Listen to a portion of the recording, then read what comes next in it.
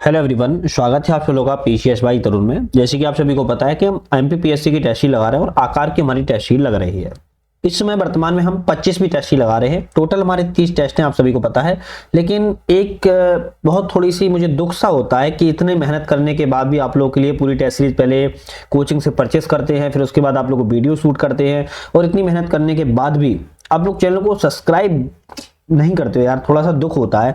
तो इतनी मेहनत का थोड़ा सा फल तो आप लोगों से मांगते ही क्या हूँ, सब्सक्राइब ही मांगता हूँ ना। सब्सक्राइब कर दिया करो, छोटा प्यारा से कमेंट कर सकते हो, है ना। लेकिन वो भी आप लोग नहीं करते हो, तो यार कर लिया करो, थोड़ा सा मोटिवेशन मिलता रहता है और अच्छा लगता है। इतना तो आपका हक भी बनता है छोटा बड़ा भाई समझ के कि आप कर ही सकते हो, है ना। चलिए, लेकिन मैंने आप लोगों को एक नोटिस भी, मतलब नोटिस इन द सेंस के अनाउंसमेंट किया था कि जो भी हमारे टेस्ट सीरीज के 30 टेस्ट सीरीज है और 30 में से प्रत्येक टेस्ट सीरीज में एक क्वेश्चन आप लोगों से पूछता हूं, रैंडमली कोई भी 100 क्वेश्चन पूछता हूं जिसका आंसर आप लोगों को सही देना होता है।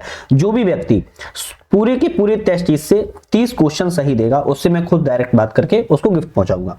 तो वो आप लोग कर रहे हो, बहुत सारे लोग कमेंट कर रहे हैं, बहुत सारे लोगों को मुझे निकालना है कि बहुत सारे लोग एग्जिट होंगे, बहुत सारे लोग इसमें सही भी होंगे। एडिट का ऑप्शन जिसने भी चूज किया वो गलत हो जाएगा क्योंकि वो नहीं माना जाएगा, सही आंसर देना है।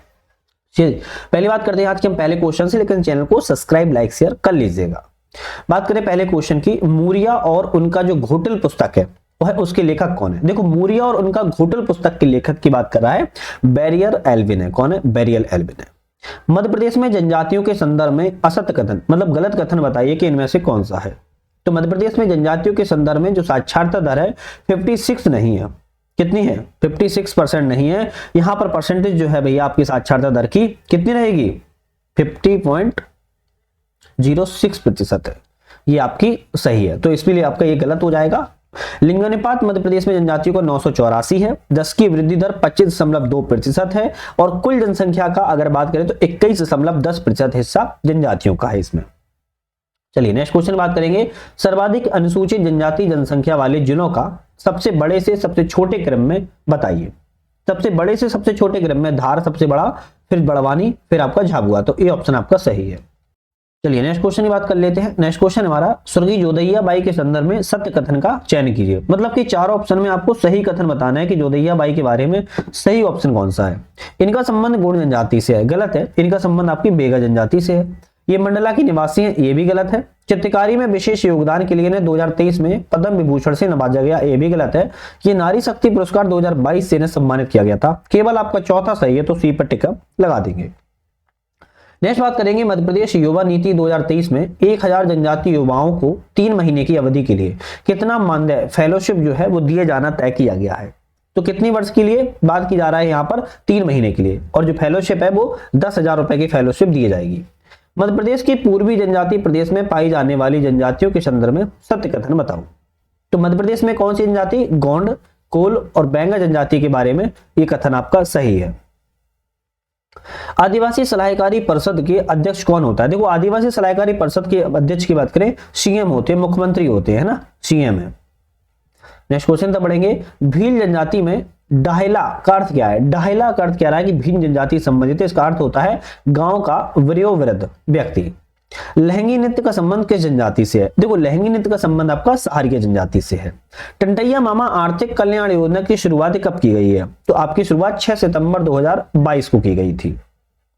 नेक्स्ट क्वेश्चन की तरफ बढ़ेंगे, किसने भारतीय संविधान की प्रस्तावना को दीर्घकालिक सपनों का विचार कहा है? तो किसके द्वारा कहा गया है? अल्लादी कृष्ण स्वामी अय्यर के द्वारा कहा गया है। नेक्स्ट क्वेश्चन की तरफ बढ़ेंगे, वर्ष 1946 में बनी अंतरिम सरकार की कार्यकारी परिषद का अध्यक्ष कौन था? लॉर्ड माउंटबेटन साहब थे। किस वर्ष अस्पृश्यता का अंत अनुच्छेद 17 के लिए सिविल अधिकार संरक्षण अधिनियम लाया गया था? तो इसका आंसर सभी को पता ही होगा, लाया था 1955 में। किस संविधान संशोधन के द्वारा पांडुचेरी एवं दिल्ली की विधानसभाओं के निर्वाचित सदस्य राष्ट्रपति के निर्वाचक मंडल में शामिल किए गए हैं? तो 70वें संविधान संशोधन हुआ था जिसमें से पांडुचेरी के और दिल्ली के जो विधानसभा के सदस्य होते हैं वो आपके राष्ट्रपति के निर्वाचन में शामिल हो सकते हैं। डॉक्टर मनमोहन सिंह की अवधि किस अवधि में भारत के वित्त मंत्री रहे? डॉक्टर मनमोहन सिंह किस अवधि में भारत के वित्त मंत्री रहे, ये बात आ रही है। तो 1991 से 96 के दौरान ये वित्त मंत्री रहे थे और ये 1991-96 के दौरान भारत के इतिहास में बहुत ही महत्वपूर्ण कालखंड का समय कह सकते हो, बहुत इंपॉर्टेंट है।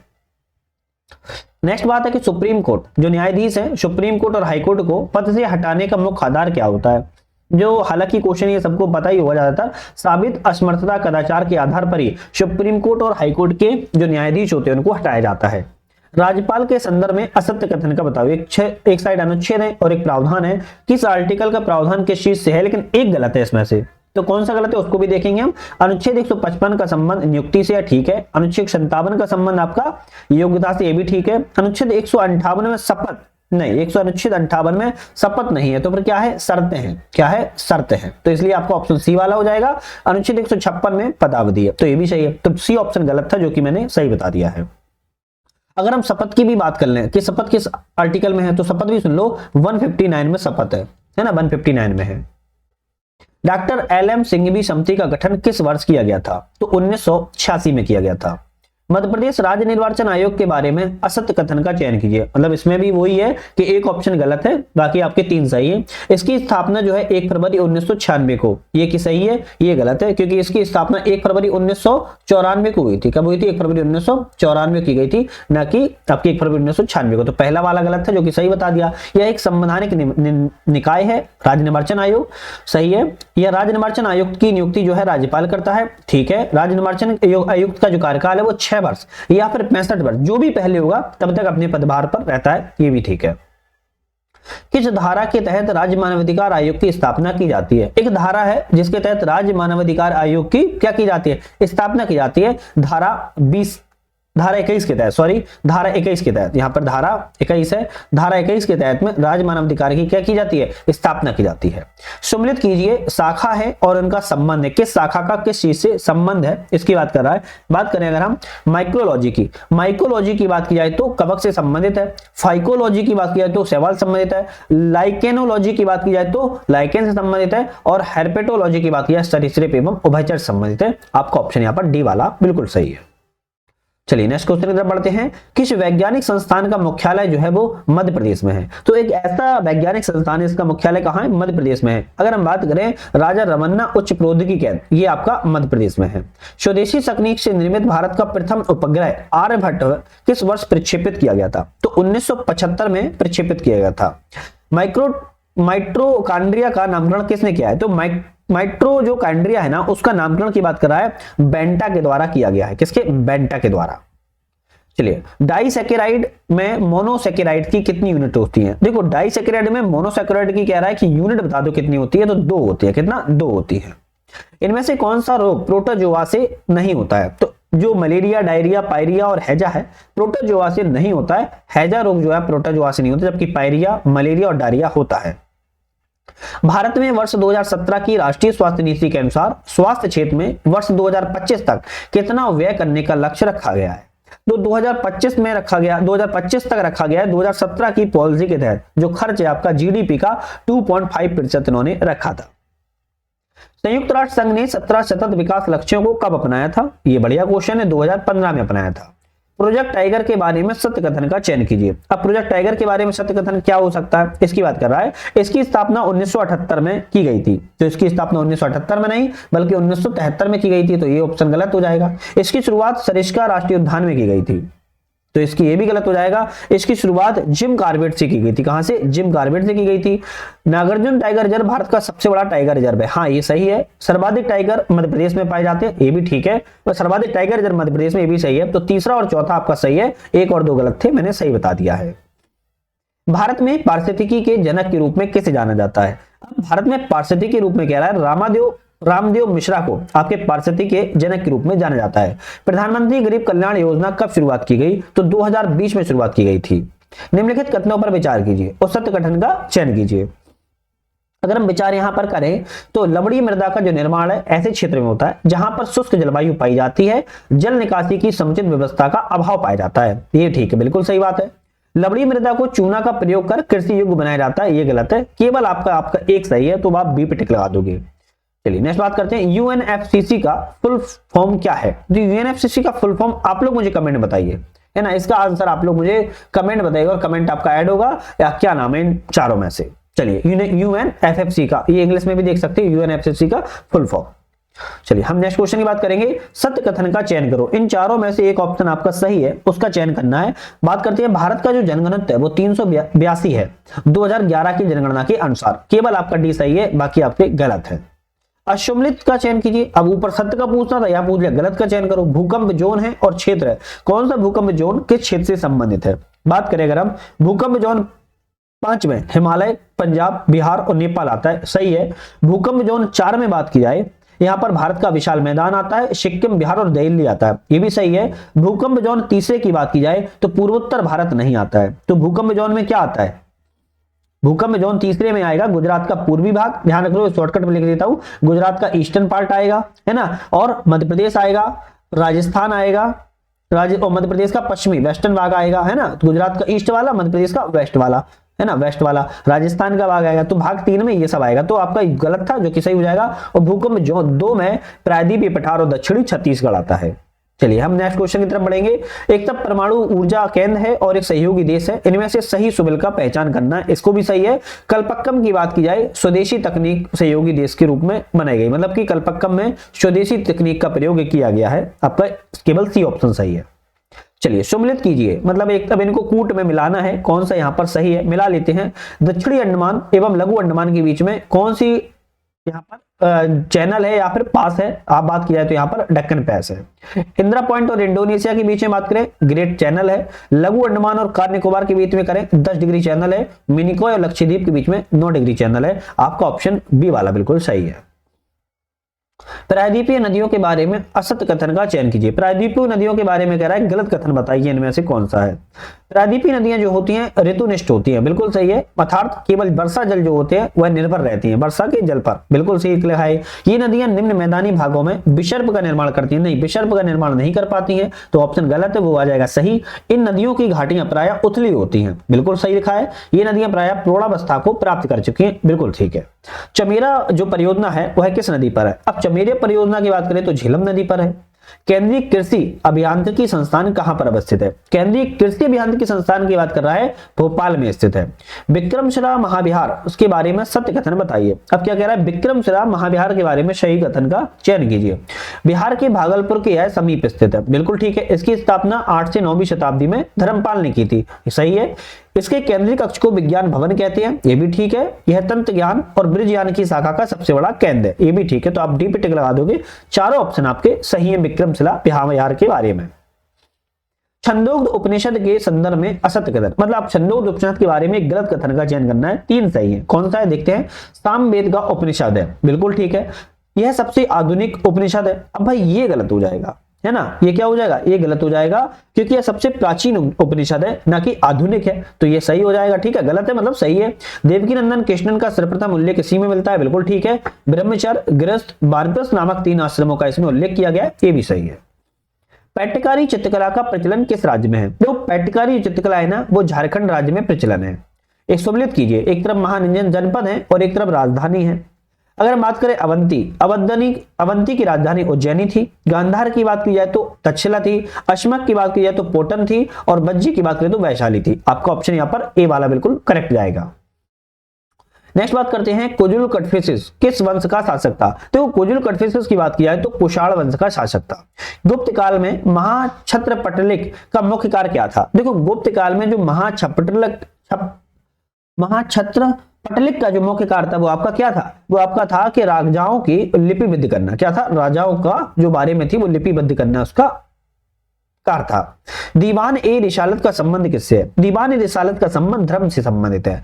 जहांगीर के शासनकाल में 12 भुइयां ने कहां विद्रोह किया था। 12 भुइयां के द्वारा जहांगीर के शासनकाल में बंगाल में विद्रोह किया गया था।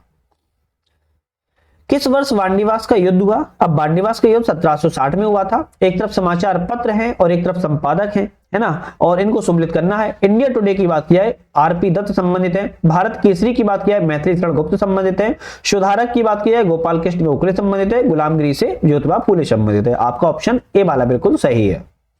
50 क्वेश्चन हम कर चुके हैं, 51 पर आ चुके हैं, लेकिन अभी तक आप लोगों ने चैनल को सब्सक्राइब, लाइक, शेयर कुछ भी नहीं किया है। अरे कर लिया करो यार, 10 सेकंड लगता है, इतना रिक्वेस्ट करता हूं। 10 सेकंड में कुछ नहीं होता है आप लोगों का, लेकिन मुझे कितना मोटिवेशन मिलता है, कितना अच्छा लगता है आप लोगों को मुझे वीडियो बनाने के लिए आप लोगों को दिखाने में बहुत टाइम लगता है, लेकिन फिर भी मैं आप लोगों के लिए बनाता हूँ। मेरे बीच में तबीयत ठीक नहीं थी, फिर भी बनाया मैंने, तो 10 सेकंड का समय तो आप लोग मेरे लिए दे ही सकते हो ना। मध्य प्रदेश में स्थापित प्रथम उद्योगों के बारे में असत्य कथन का चयन कीजिए। देखो मध्य प्रदेश में जो स्थापित उद्योग हैं इनके बारे में गलत ऑप्शन का चयन करना है। कर लेते हैं। प्रथम शुगर मिल सतलाम में 1934 में खोली गई, सही है। प्रथम कपड़ा मिल बुरहानपुर में 1906-07 में खोली गई, ये भी ठीक है। प्रथम सीमेंट उद्योग बामोड़ मुरैना में खोला गया 1923-24 में, ये भी ठीक है। नेशनल न्यूज़पेपर जो आपका पेपर कारखाना है, प्रथम नेशनल न्यूज़पेपर कारखाना की बात की जाए आपका ये अशोकनगर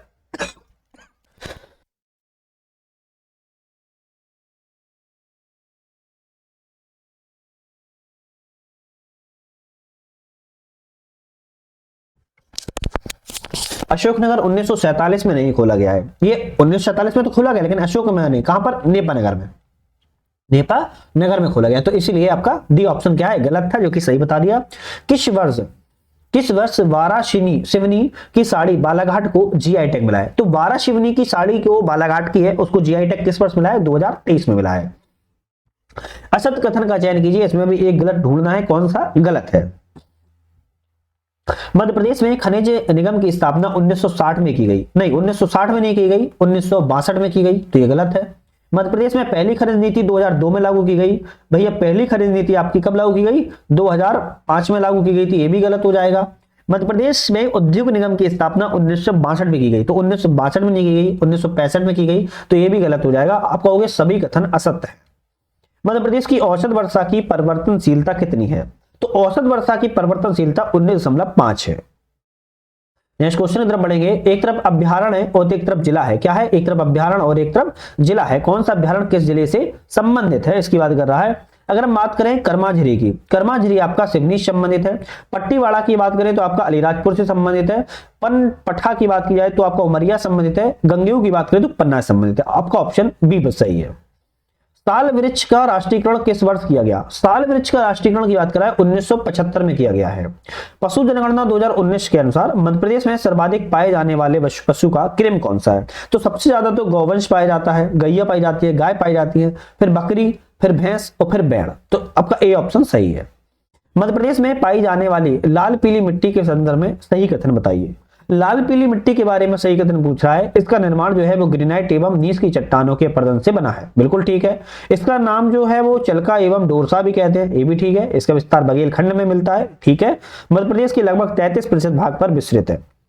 आप कहोगे डी ऑप्शन है, क्योंकि चारों ऑप्शन आपके सही है।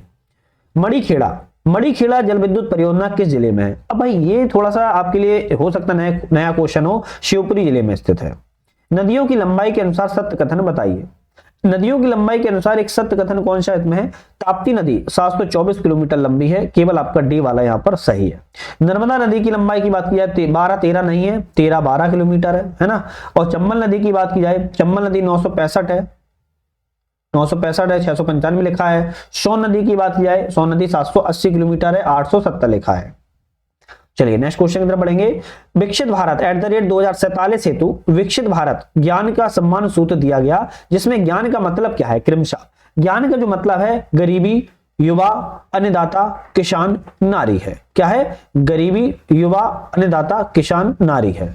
तो आपका ऑप्शन ए सही है। भूरी क्रांति का संबंध किससे है? अब भाई भूरी क्रांति का संबंध आपका कृषि, उर्वरक एवं चमड़ा उत्पादन से होता है।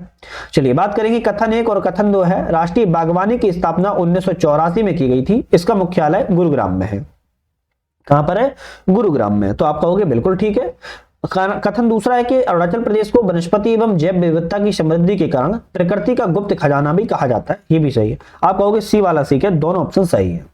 वित्त वर्ष 2023-24 में उद्योग क्षेत्र में जीवीए में स्थिर कीमतों का योगदान कितना है? तो स्थिर जो कीमतों का योगदान है वो 30.9% रहा है, ये ऑप्शन सही है।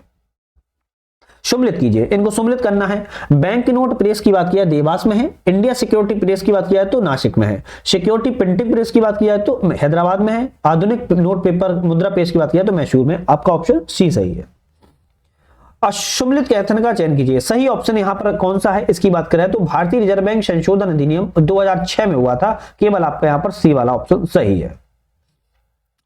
आत्मनिर्भर मध्य प्रदेश की शुरुआत कब की गई? आत्मनिर्भर मध्य प्रदेश की शुरुआत 12 नवंबर 2020 को की गई है। इनमें से किस जिले में कोदो कुटकी एक जिला एक उत्पाद के तहत शामिल नहीं है? तो कोदो कुटकी में एक जिला उत्पाद के तहत सिंगरौली शामिल है, अनूपपुर शामिल है, मंडला शामिल है, लेकिन सीधी आपका शामिल नहीं है। अष्टमूलित युग्म को पहचानिए, एक इसमें से गलत है, ढूंढ लेते हैं कौन सा गलत है। जैसे इंदौर आकाशवाणी 1955 में स्थापित, ठीक है। अगर भोपाल आकाशवाणी की बात किया तो 1975 में नहीं है, तो कब है भोपाल आकाशवाणी? 1956 में है ना, तो ये गलत था, सही हो गया। ग्वालियर आकाशवाणी 1964, जबलपुर आकाशवाणी 1964। विंध्यन एक्सप्रेसवे के बारे में सही कथन बताइए। विंध्यन एक्सप्रेसवे के बारे में क्या कथन सही है? इसकी लंबाई 676 किलोमीटर है, बिल्कुल ठीक है। भोपाल को सिंगरौली से जोड़ेगा, ये भी सही है। इसका अन्य नाम विंध्य प्रगति पथ है, ये भी ठीक है। तो आपको होगा डी वाला है, सभी कथन सत्य है। मध्य प्रदेश में 1857 क्रांति प्रारंभ का सही क्रम क्या है? तो भैया 1857 क्रांति का मध्य प्रदेश में जो सही कथन है वो नीमच में, फिर मुरार छावनी, फिर इंदौर, तो डी ऑप्शन सही है। निम्नलिखित में से सत्य कथन का चयन कीजिए। इनमें से सही कथन बताना है। असहयोग आंदोलन 1920 का नेतृत्व मध्य प्रदेश में प्रभाकर ढुंडीराज के द्वारा किया गया था, बिल्कुल ठीक है। इस दौरान महात्मा गांधी ने 1921 में खंडवा जिले का दौरा किया था, ये गलत है, केवल आपका ए ऑप्शन सही है। सही सम्मिलित का यहां पर चयन करना है, और यहां पर पावागिरी, पुष्पगिरी, मंगलगिरी और मतुंगगिरी, और ये कहां पर संबंधित है, इसका सही ऑप्शन क्या है? अगर यहाँ पर मुझे दिख रहा है जो मंगलगिरी आपका जो है वो सागर जिले में स्थित है, केवल आपका यहाँ पर सी वाला सही है। कौन सा? सी वाला, ठीक है। महात्मा गांधी सम्मान जो कि मध्य प्रदेश का सबसे प्रमुख सम्मान है, कितनी राशि दी जाती है? तो यहाँ पर जो राशि आपकी 20 लाख रुपए दी जाती है। निम्न स्थलों में से नवपाषाणकालीन स्थल कौन सा है? नवपाषाणकालीन स्थल मामा भांजा का शैलाश्रय, ये सबसे नवपाषाणकालीन स्थल है। अशुमलित युग्म को पहचानिए, यहाँ पर एक गलत है, कुछ गलत होंगे, उनको पहचानना है कौन कौन सी गलत है। ओलिकर वंश दशपुर संबंधित है, बिल्कुल ठीक है। उच्चकल्प बात की जाए पन्ना, गलत है। और परिवारजिक वंश की बात की जाए सतना, ये भी गलत है। मेकल का पांडव वंश आपका शहडोल अनूपपुर में, ये भी सही है। तो कौन सा पूछा? गलत। दूसरा और तीसरा गलत है, दूसरा और तीसरा आपका सी वाले में गलत है। इनमें से किसने दिलावर खान गौरी को मालवा का सूबेदार नियुक्त किया था? तो दिलावर खान जो आपके गौरी थे, मालवा का सूबेदार नियुक्त करने वाले कौन से व्यक्ति थे? आपके तुगलक वंश के शासक ने किया था। चंदेरी के युद्ध के बारे में असत्य कथन को पहचानिए। गलत कथन बताना है चंदेरी युद्ध के बारे में। बाबर ने मेदिनी राय को हराया था, ये तो सही लिखा है। शेरशाह सूरी ने इस युद्ध में बाबर को साथ दिया था, ये भी ठीक है। बाबर ने लाशों की मीनारें बनाने का आदेश दिया था, ये भी सही है। इस युद्ध में महिलाएं वीरता से युद्ध से लड़ी थी, ये गलत हो जाएगा। तो आपका डी वाला क्या है? गलत है, जो कि सही हो जाएगा। यहाँ पर कुछ रियासत हैं और उनसे संबंधित व्यक्ति हैं, उनको मिलाना है। जैसे पन्ना रियासत की बात की जाए छत्रसाल बुंदेला संबंधित है। जयपुर रियासत की बात की जाए जगत राज बुंदेला संबंधित है। साहेगढ़ रियासत की बात की जाए हृदय साय संबंधित है। अजयगढ़ रियासत की बात की जाए गुमान सिंह संबंधित है। आपका ऑप्शन यहाँ पर सी वाला सही जाएगा। नवरत्न मंदिर जो कि इंदौर का निर्माण किसने करवाया था? नवरत्न मंदिर जो कि इंदौर में है, इसका निर्माण की बात कराए तो तुकोजीराव होलकर तृतीय के द्वारा करवाया गया था। इंटरनेट ब्राउजिंग निम्नलिखित में से किस विधि का प्रयोग होता है? इंटरनेट ब्राउजिंग में आपका हाफ डुप्लेक्स विधि का प्रयोग होता है। किसका? हाफ डुप्लेक्स विधि का। कंप्यूटर साक्षरता दिवस कब मनाया जाता है? अब ये कंप्यूटर साक्षरता दिवस की बात कर रहा है, आपका 2 दिसंबर को मनाया जाता है। भारत में इलेक्ट्रॉनिक्स विभाग की स्थापना कब की गई? तो भारत में जो इलेक्ट्रॉनिक विभाग की स्थापना 1970 में की गई। एक शुद्ध अर्धचालक में प्रतिरोध का गुणांक क्या होता है? देखो, एक शुद्ध जो अर्धचालक जो होता है ना, उसमें जो आपका गुणांक होगा वो ऋणात्मक होगा। वह कौन सा सॉफ्टवेयर है जिनको कंप्यूटर में इंस्टॉल कर देने पर ऐसे कार्यक्रम जो बच्चों की मानसिकता पर बुरा प्रभाव डालते हैं वे इंटरनेट पर नहीं आएंगे? तो ऐसा कौन सा है? आपका क्रोजर है। कौन सा? क्रोजर, ये लिखा है क्रोजर। निम्नलिखित में से भाषाओं में कौन सी भाषा सामान्य भाषा के लिए प्रयोग नहीं की जाती? तो यहाँ पर जो सामान्य भाषा के लिए पर्ल, उसको सामान्य भाषा में प्रयोग नहीं किया जाता है, जबकि लिस्प, पाइथन और प्रोलॉन्ग को किया जाता है। एमपी ऑनलाइन पोर्टल के संदर्भ में सत्य कथन बताइए। तो एमपी ऑनलाइन पोर्टल के बारे में सत्य कथन, इस पोर्टल की शुरुआत 2005 से शुरुआत की गई थी। गलत लिखा है, जुलाई 2006 से इसकी शुरुआत की गई थी। ठीक है। सरकारी विभागों में जानकारी सीधे आम नागरिकों तक पहुंचाने इसका मुख्य उद्देश्य है। बिल्कुल ठीक है। मध्य प्रदेश सरकार और टीसीएस लिमिटेड का इसमें संयुक्त उपक्रम है, ये भी ठीक है। तो दूसरा और तीसरा आपका क्या है? सही है। बी पे ऑप्शन लगा देंगे, ए वाला मैंने सही बता दिया है। मध्य प्रदेश सरकार की ई दक्ष परियोजना का उद्देश्य क्या है? मध्य प्रदेश सरकार की जो ई दक्ष योजना है उसका उद्देश्य है ई गवर्नेंस और आईटी परियोजनाओं के कार्यान्वयन में मध्य प्रदेश सरकार के अधिकारियों को संवेदनशील बनाना। तो सी ऑप्शन सही है। नेशनल इंस्टीट्यूट फॉर ट्रांसस्मार्ट गवर्नमेंट NISG निम्नलिखित में से कहां पर अवस्थित है? तो आपकी हैदराबाद में अवस्थित है। कहां पर? हैदराबाद में। सोशल मीडिया अनुकूलन क्या है? अब भाई सोशल मीडिया जो अनुकूलन है ना, वो आपका सोशल नेटवर्क द्वारा आसानी से प्रचार करना है। वर्तमान में मध्य प्रदेश राज्य कृषि आयोग के अध्यक्ष कौन है? वर्तमान में जो मध्य प्रदेश में राज्य कृषि आयोग के जो अध्यक्ष है ना, वो आपके ईश्वर लाल पाटीदार है। कौन है? ईश्वर लाल पाटीदार। क्रिकेट रजत पाटीदार किस जिले से संबंधित है? अब क्रिकेट रजत पाटीदार की बात करें तो इंदौर जिले से संबंधित है। मध्य प्रदेश में मोती की खेती के लिए किस जिले को चुना गया है? अब मोती की खेती के लिए ना छिंदवाड़ा को चुना गया है।